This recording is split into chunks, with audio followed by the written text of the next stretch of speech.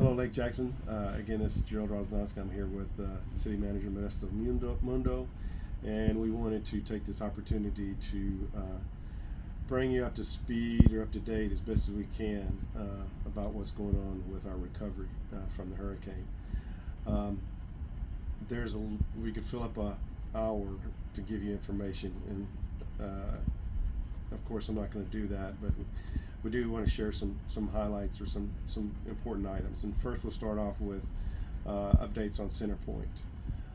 Today the Centerpoint hit the streets of Lake Jackson with 1,350 linemen, and they started working hard today, and we started seeing a lot of results at the end of the day here. So the good thing is some of the people in our community are seeing lights on today.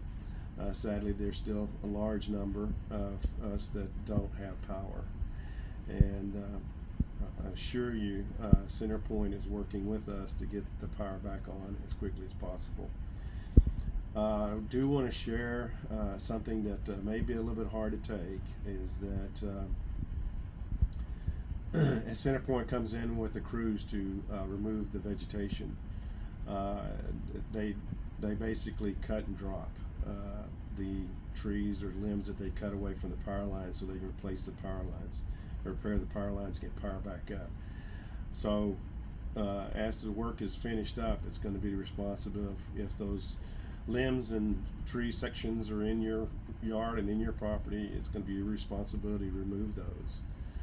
If it falls onto city property and public property within the city, will be responsible for removing that. Centerpoint does not remove that vegetation that they cut away. So I know that's a bitter pill to swallow, and we're just going to all have to work together to try to get this brush out of our out of our community as quickly as possible.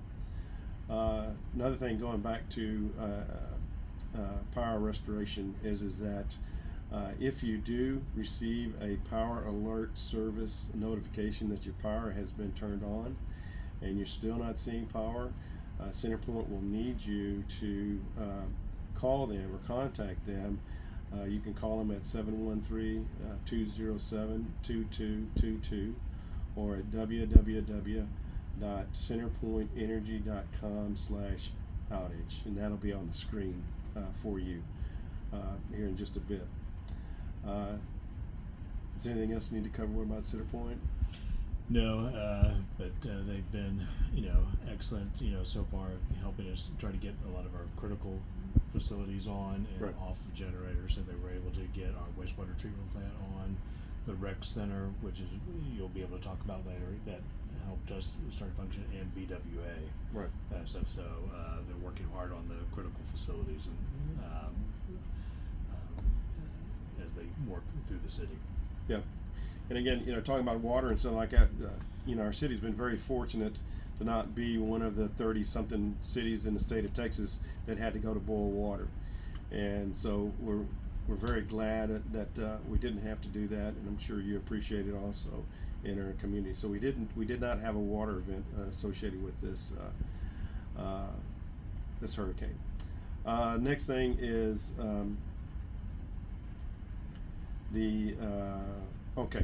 next thing I want to talk about is we finished our initial damage assessment throughout the city, and it tells us we got hit pretty hard. The estimated damage costs for residential and commercial, which most of this amount that I'm going to tell you here is mostly residential, is $10.5 million that we've identified to date. I'm sure there's more damage out there, but that's our first pass that we've communicated to the county and to the state, so that helps us meet the thresholds to be able to get federal FEMA funding back to the community. The next thing I want to talk about is we did, again, through the efforts with Centerpoint, we were able to get power to our rec center, and we've been able to open up a cooling center at the rec center. We opened it up today. It operated from 3 to 6, and it will operate tomorrow starting at 9 and running to 6 also. We're also opening up, making available the dog park, so that you can get your furry friends out there, and so they can go out and take a walk in the park. There we are allowing animals in there, but if you can assist us, if you do have a cart, you can bring them in. That would be helpful because A kennel. a kennel, sometimes we don't know how they play well with each other. So if you can assist us there, that'd be great. If you do bring your animal there and it becomes aggressive and stuff, we will have to ask you to leave because it's just not safe for the rest of the people that are there or the other animals. Let me see what else we got here. We'll jump off in the brush collection. Again, everybody has really stepped up. It's just amazing. This event, just like it was with Nicholas from 2021, is the day after the event, you go out there and you drive the streets and you just see the community out there working, cleaning up their yards. And it's just very impressive and amazing to see that.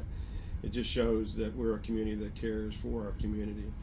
And so with that, we've got everybody is placing their material out at the street curb, and hopefully everybody's doing it as we've asked. Again, keep your brush separated from your construction items like picket fences and all that kind of stuff. Don't put that in with your brush.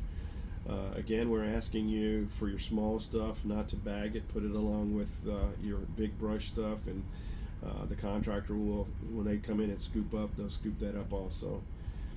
If you put it in the bags, if you've already put it in the bags, put it with your regular trash and they'll pick it up. But please don't do that going forward, because it just slows down the process of picking things up. And if it ends up going being collected by our contractor, we'll have to have somebody at the site opening the bags up and emptying it out, because that's just the way it goes. So again, if you could help us out there, we appreciate it. Just a little bit of information is that the amount of debris that's been estimated that's in the area is a double of what the city experienced whenever Ike came through the city in 2008. So if you lived through that experience and you remember how much was out on the streets and stuff, just double it, and that's what we've got. That's the estimate today. A little bit of bad news here. The first pass for pickup is going to start sometimes next week. It's been delayed a little bit because our collection site, or where we take it to after we collect it, is still covered in water. So we can't drive trucks in that, of course. So, but we're expecting again to start picking up next week, early next week. The bad part about it is we're doing 2 passes, and this first pass, I should let Modesto share this information, but it's going to be 6 to 8 weeks for that first pass to happen. I know that has just shocked every one of you, because you look out on your street and you see that what's sitting out on your street, and you're afraid you're going to see that for 6 to 8 weeks. It's just the nature of the beast and the volume that we have to move. So again, the contractor is going to try to do it as quickly as possible, because they're not getting paid by time, they're getting paid by volume. And so they're going to try to pick it up as quick as they can and move on and get out of the area. Anything else to add on the debris? No, it's just going to be a large task, and every community in the Houston region has it. We were told that we weren't the lightest hit, but we weren't the hardest hit as well. So there's a lot of debris out there and a lot of contractors working. But fortunately, we had pre-positioned contract with Crowder Golf, and they were able to hit the ground quickly. Usually there's a little bit of a pause, getting everybody time to get everything out onto the road stuff. But yeah, the time frame shocked us a little bit today. Hopefully that'll tighten up. They'll know better once it starts picking up, and they'll figure out each day of what they actually can pick up, and we hope that number will improve. But right now, yes, they said expect 6 to 8 weeks. And then again, yeah, and there will be a second pass, but we'll announce that later on and what that date will be. Moving on to a few items. Another item is that water and ice distribution. Texas Dow Employee Credit Union notified us today. We've had conversations yesterday, and they came back to me today and said that they've been able to make this happen, and they're going to do a distribution of water and ice tomorrow. at their Lake Jackson location, and it's going to be from 9 to 11, and it's going to be until they run out. 9 to 11. Again, hopefully, if you have a need, take advantage of it. If you don't really have a need, well then don't, and allow other people to come in and get those items. Another thing that's happening, we've had a lot of organizations that have wanted to come into the community and help, and that's really pleasing to see that. And a lot of these groups are from outside of our area that have come in. One of these companies it's a nonprofit. They're called Aeriel Recovery, and they are all vets and veterans. You may have seen them around in the city already. They're going to stay around for, I think, at least through Saturday. And their thing is these guys are highly skilled. I mean, they can do everything from doing swift water rescues to a lot of them are medics and all this kind of stuff. They're very high skilled. And they're just out there helping, and they're taking trees down, they're moving stuff, and so it's really really great to see them here. They're also associated with another group that's called Global Empowerment Mission, and through Global Empowerment Mission, they are going to it arrived today, an 18-wheeler trailer full of care kits, and they're going to distribute those tomorrow, starting at 10 o'clock. At Brazoswood 9th grade campus, and they'll be distributing those until the kits are gone. Those kits they're going to include everything from water to flashlights, the emergency family kits, tarps, mosquito spray, and etc. So again, if you're in need, it's there. Just make the trip down to the 9th grade campus. There's going to be some direction signs for you to follow. I think we're going to be posting something on social media which shows the route. Is that correct, Laura? And so you'll be able to get that information there also. And a big thank you also to BISD for getting that the campus open for us to do that. Yeah. I mean, we've been in contact with BISD for a lot of things. And so we're working together just like everybody else around here. Everybody's really working together. It's great. A reminder is that regular trash collection is going to resume tomorrow. So if your normal collection is on Thursdays, it'll be picked up tomorrow, and then on Friday also, if your normal is Friday. The thing you need to remember though is that there is no recycle this week. There'll be no recycle collection. We just don't have all the resources that we can deploy on that collection. They're out still picking up debris. Debris, and also we know that there's a back pile of garbage, right? And so any of the recycling trucks will be devoted to garbage collection. Yeah, that's correct. Is there anything else you want to cover? No, the one thing I wanted to touch back on the pod, because I think sometimes there could be an impression if there's a pod or something being pushed in Lake Jackson, it's for all residents in the area. Just as if there is an ice pod in Angleton or a water pod and stuff, it's available for all residents in the area or any resident in Texas. So don't think that just because it's here, it's only available for Lake Jackson. It's available for everyone who needs help. And it also is that all the communities are out there asking to the state for materials like that, for water or ice or other things. And it's kind of like we're all putting our requests in there, and the state is determining who gets, where they send it first. And I don't know how they base it on. I don't know if it's by population or what, that they make that determination. And so again, we're all trying to get resources in here that people are asking for, and sometimes we're just we have to rely on the state to provide that back. And then, and not forget, we're very fortunate also in the community. I think Kroger is opened up. HEB is definitely opened up. Those are two massive resources for water, ice, and stuff that are available that are not through a pod system, but are pushing us, to have excellent supply chains on a daily basis, or getting needed resources out to all of our citizens. Yeah. And as power starts coming on across the city, we'll start seeing more filling stations opening up, so fuel will become more available. We did put a request into the state for a trailer of fuel to be able to provide fuel for generators and stuff. But again, that just hasn't arrived yet. And again, with the supply chain opening up, the need for that will probably go away. But that's just another example of some things we've requested. Again, just want to tell everybody that we appreciate everybody's patience. I know it's easy when I know it's easy for people to get frustrated when you're sitting in a house with no AC, no heat, no electricity and stuff, and you're wondering what's going on.